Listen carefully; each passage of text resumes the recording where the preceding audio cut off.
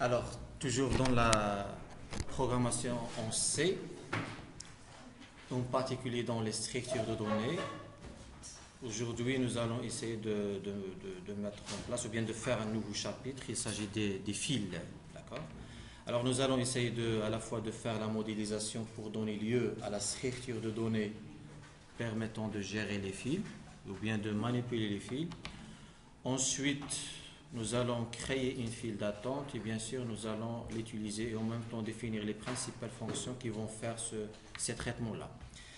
Alors jusqu'à maintenant pour les structures linéaires qui sont toujours des conteneurs, nous avons fait les listes simplement chaînées, les listes doublement chaînées, les piles. Aujourd'hui nous allons faire les fils.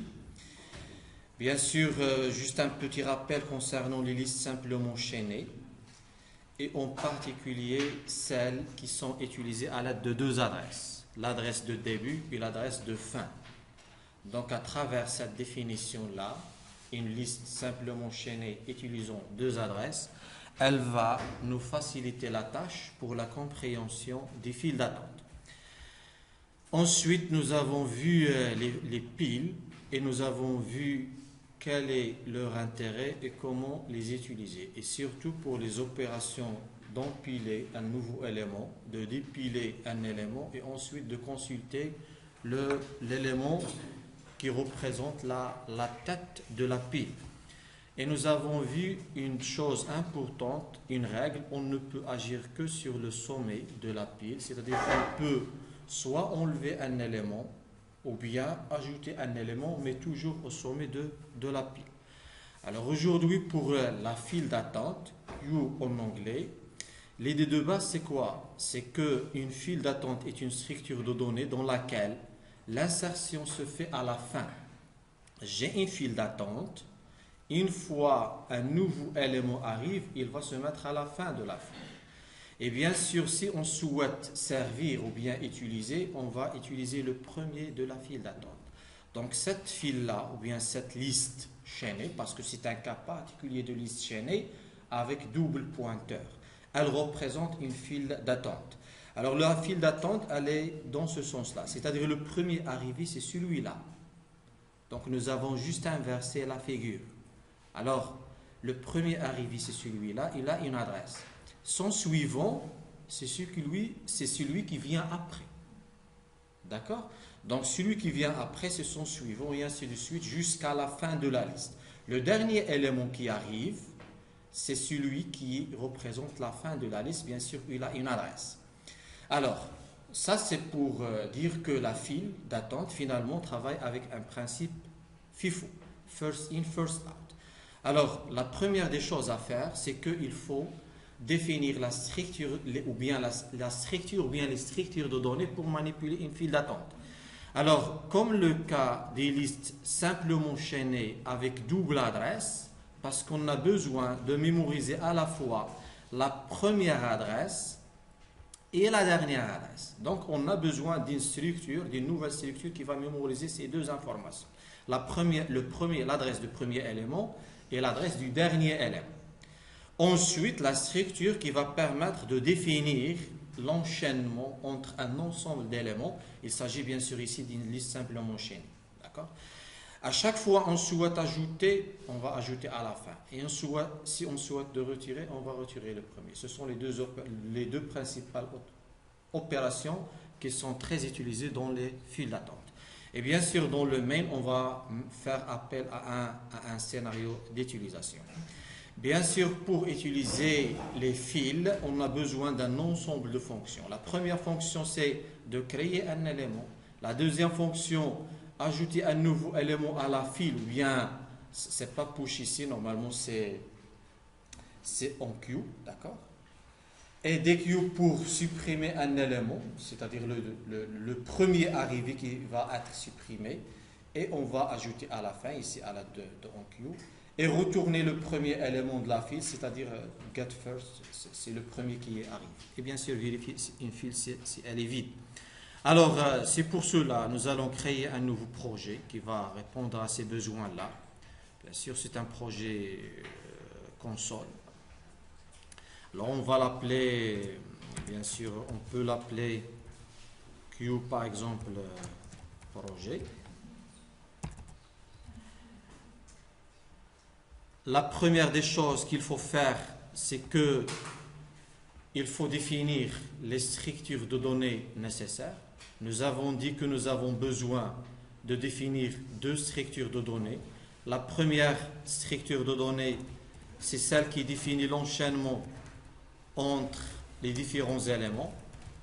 Nous avons l'habitude de la nommer element. Chaque élément, il a des informations, ou bien une information. Ici, pour faciliter la tâche, nous allons gérer les entiers, alors data. Et bien sûr, chaque élément, il a un suivant. Alors ça, en ce qui concerne la... Oui, ici, on va ajouter struct. Très bien, merci. Alors là, on a défini la structure de données qui va permettre de créer les éléments et de faire l'enchaînement entre ces éléments. Maintenant, nous avons besoin d'une autre structure qui va mémoriser la première adresse et la dernière adresse. Donc cette structure, tout simplement, c'est une structure qu'on va nommer fil.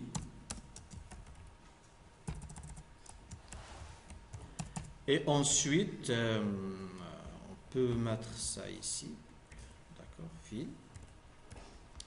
Type d'abstract.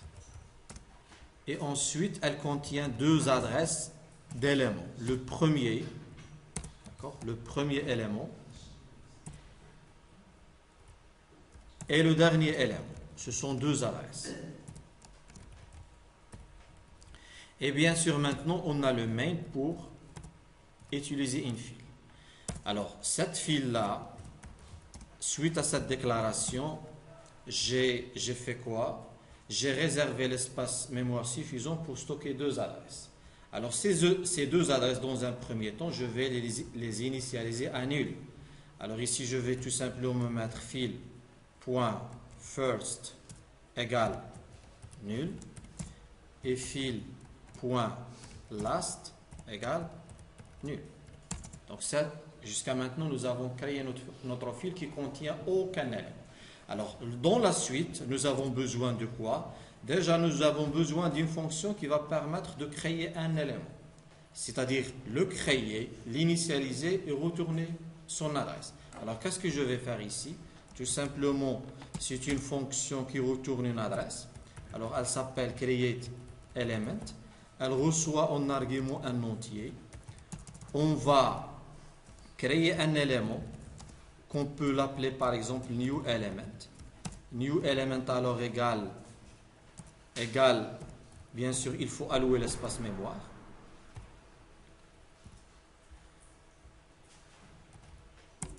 Égale à element malloc size of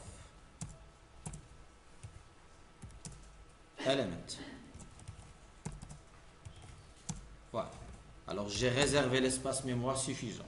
Il faut l'initialiser.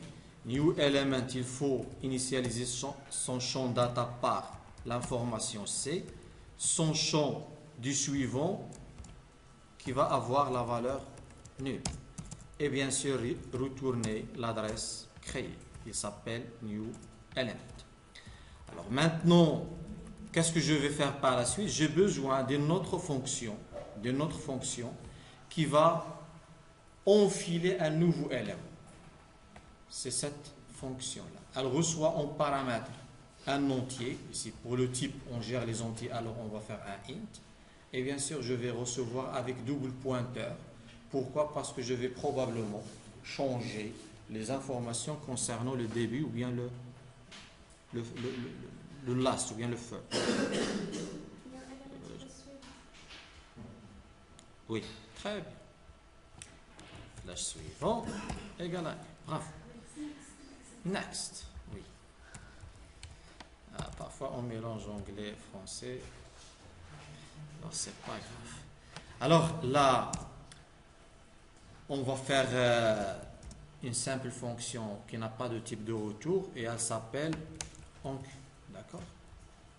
Qui reçoit en paramètre une file. Voilà. Ici, j'ai une petite erreur, j'imagine ici. Il faut ici fil. D'accord? Il ne faut pas passer l'élément, il faut passer fil. Alors là, Je vais faire fil. Et bien sûr, ici, je vais mettre en place un outil. Alors, pour enfiler, qu'est-ce que je dois faire? Déjà, il faut créer l'élément qui s'appelle new element. Il faut le créer à l'aide de quoi? À l'aide de quoi? À l'aide de la fonction create, qui reçoit en paramètre C. Maintenant, mon élément, il est créé. Maintenant, pour faire l'enfilement, qu'est-ce que je dois faire? Je suis face à deux situations. Si jamais ma file, elle contient aucun élément, à ce moment-là, qu'est-ce que je dois faire? Tout simplement, mon nouveau élément, il représente la première adresse et la dernière adresse. C'est-à-dire, il représente first, il représente à la fois last. Donc, je vais faire ces modifications-là. Je vais faire fil, flash, first égale new element, et fil, flash last égale new element. Ce cas, bien sûr, est valable seulement si ma liste, elle est, bien ma file, elle est vide. Alors, pour vérifier qu'elle est vide, si son first, elle est égale à nul. Donc, si égale à nul, qu'est-ce que je dois faire? Je vais tout simplement faire ce traitement. Et je peux sortir, return. Sinon, j'ai un autre traitement à faire. Alors, dans le cas où ma file, elle est pleine, qu'est-ce que je vais faire? Alors, je suis face à cette situation-là. Étant donné une file ayant plusieurs éléments, je vais insérer un nouveau élément qui s'appelle 4. Bien sûr, son suivant sera initialisé à nul. Et je dois l'insérer dans cette file d'attente. Alors, il faut l'insérer où? Il faut l'insérer à la fin. Mon dernier élément ici, c'est 3. Normalement, il faut le mettre ici, le 4. Donc, le 4 sera le suivant de cet élément-là. Donc, j'ai une première opération à faire. Déjà, enchaîner mon nouveau élément aux anciens éléments. Ça, c'est une première opération à faire. La deuxième opération qu'il faut faire, il faut changer l'adresse de représentant de la fin de ma file d'attente. Donc, deux opérations à faire. Alors, si ma liste n'est pas vide, je suis ici. Alors, qu'est-ce que je vais faire? Tout simplement, je vais faire cette adresse-là, cette adresse qui est file flash last, son suivant, 300 ici, son suivant, c'est quoi? C'est mon nouveau élément. Donc, tout simplement, je vais traduire cette règle pour dire que file flash last flash next égale à quoi? Égale new element. Donc j'ai changé cette adresse là. Il y avait ici nul, donc je l'ai changé par le nouveau élément. Donc cette opération je l'ai fait, il reste à changer le représentant du dernier. Donc ici qu'est-ce que je vais faire? Je vais tout simplement faire file flash last égale à quoi?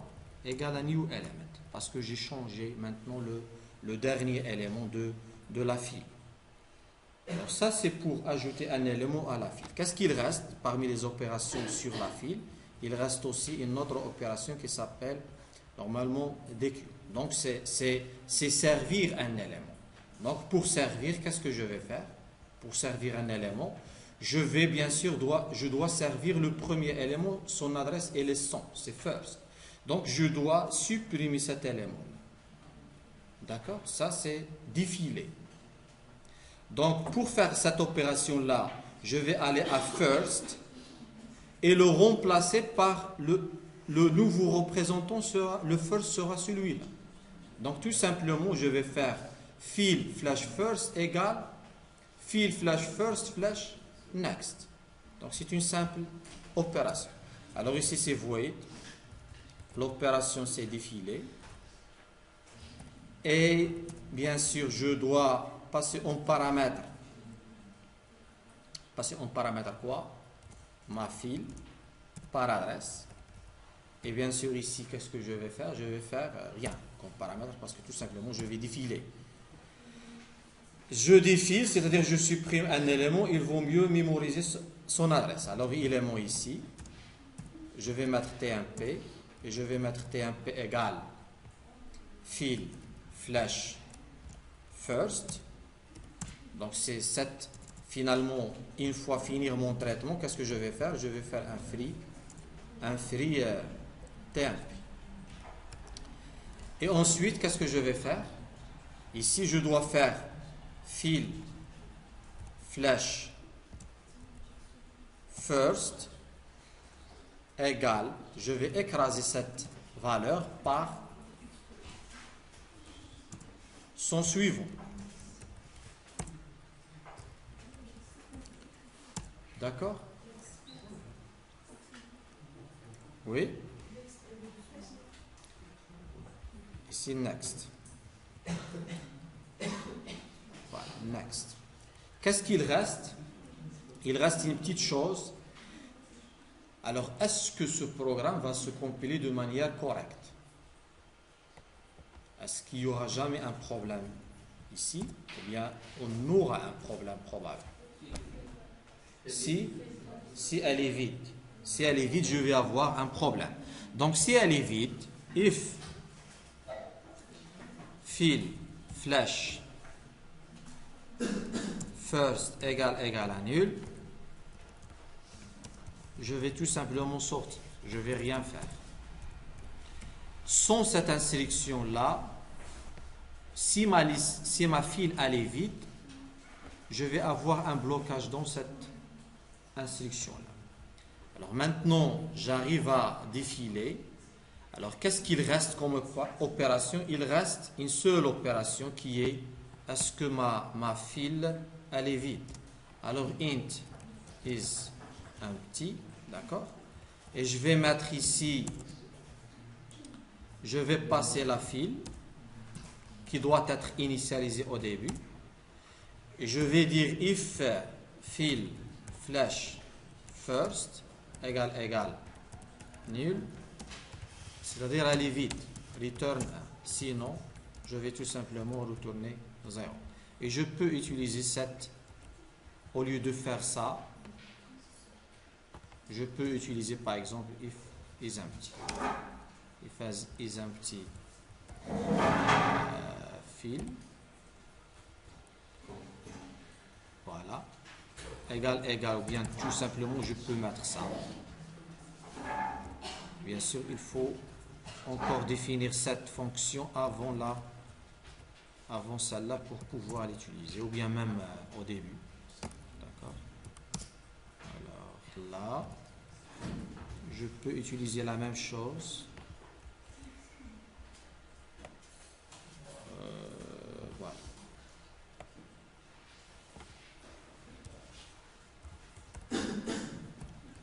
Alors maintenant, si on teste, bien sûr, il faut remplir notre file d'attente par un ensemble d'éléments. Quel est le premier élément à insérer ici? C'est 1. Alors je vais mettre dans le main, je vais mettre dans ma file, bien sûr, il faut passer l'adresse de la file et passer la valeur 1. Ensuite, déjà compiler ça pour voir est-ce qu'il marche, ce programme-là. Ici, un étoile.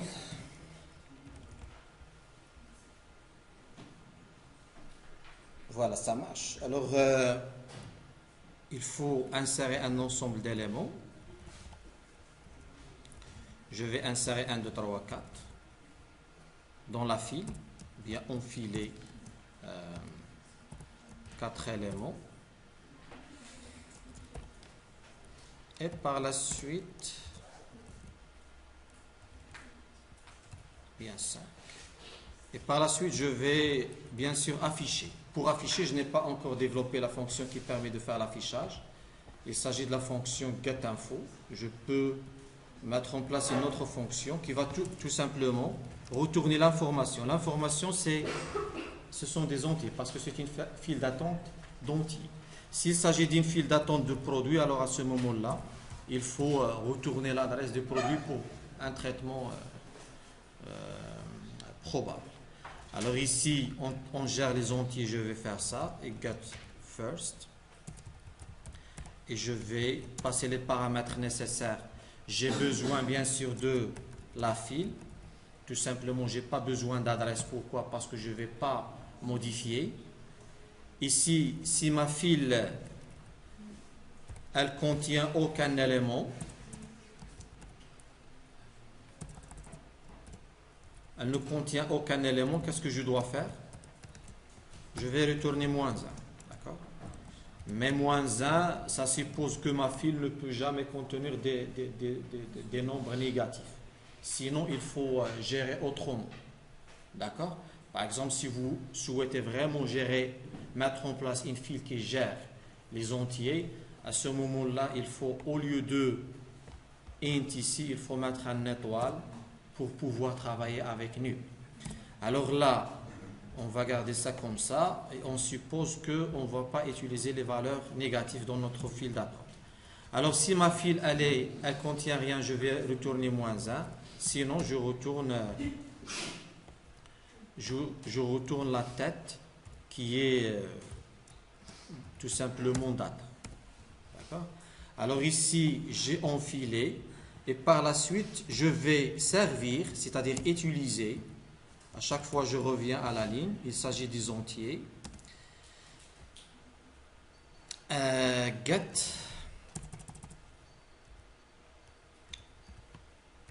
Get info. Get quoi? Get first. Alors, get first. Bien sûr, une fois utilisé cette information-là qui se trouve à la tête, par la suite, qu'est-ce que je dois faire? Je dois défiler. Alors, pour défiler, il faut passer l'adresse de la file. Donc, à chaque fois, servir, défiler. Servir, défiler. Oui? Oui, la file. La file. Voilà, exactement, on n'a pas besoin d'adresse.